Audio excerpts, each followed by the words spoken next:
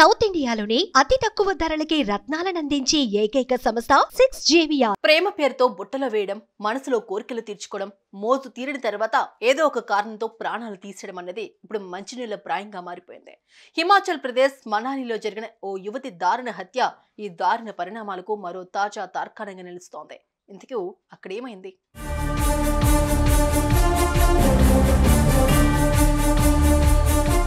ఇదిగో ఇక్కడ మనం చూస్తున్న ఈ యువతి పేరు శీతల్ కౌశలి. వయసు 26 ఏళ్లు. భోపాల్ నగరానికి చెందిన ఈమెకు హర్యానా రాష్ట్రం పలవాల్ నుంచి భోపాల్లోని ఓ ప్రైవేట్ కంపెనీలో పనిచేస్తున్న వినోద్ అనే యువకుడితో పరిచయం ఏర్పడింది.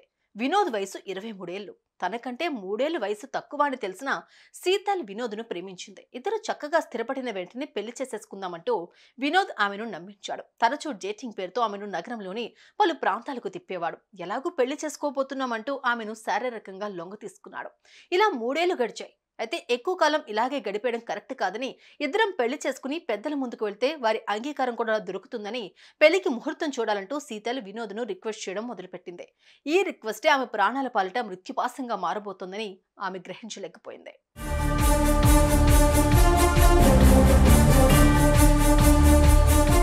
పెళ్లి సన్నాహాలు చేస్తున్నా, త్వరలోనే ఓ ఆలయంలో పెళ్లి చేసేసుకుందాం అంటూ ఆమెను నమ్మించిన వినోద్ సరదాగా కులు మనాలి వెళ్ళొద్దామంటూ ఓ ప్రపోజల్ పెట్టాడు. అక్కడ తీరిగ్గా పెళ్లి ఏర్పాట్ల గురించి డిస్కస్ చేద్దామంటూ మభ్యపెట్టాడు.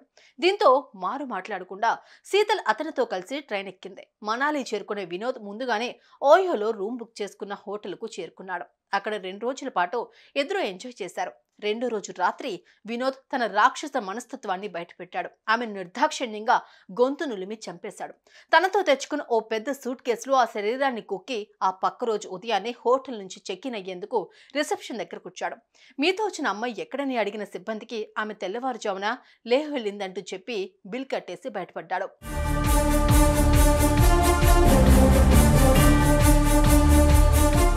అక్కడి నుంచి బయలుదేరి వెళ్లేందుకు ముందుగానే వినోద్ ఓ టాక్సీ బుక్ చేశాడు. టాక్సీ వచ్చిన వెంటనే సూట్ కేసును డిక్కీలో పెట్టేందుకు కదిలించే సమయంలో అది చాలా బరువుగా ఉన్నట్లుగా గమనించిన డ్రైవర్ అందులో ఏముందని అడిగిన ప్రశ్నకు సమాధానం చెప్పడంలో కాస్తంత తత్తరపడ్డాడు. దీంతో డ్రైవర్కు సందేహం వచ్చింది.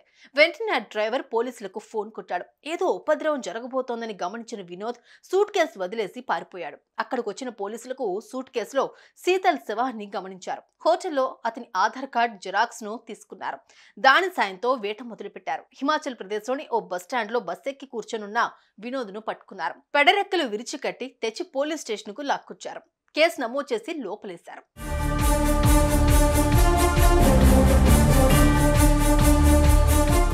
కార్లో సూట్ కేసు పెట్టుకుని వెళ్లి ఏదైనా లోయలో పడేయాలని ప్లాన్ వేసినట్లు పోలీసులకు వినోద్ వెల్లడించాడు.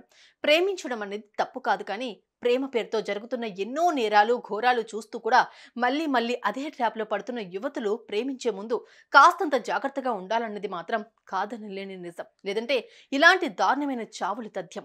సుమన్ టీవీలో మీ పర్సనల్ అండ్ బిజినెస్ ప్రమోషన్స్ కోసం కింది నెంబర్కి కాంటాక్ట్ చేయండి.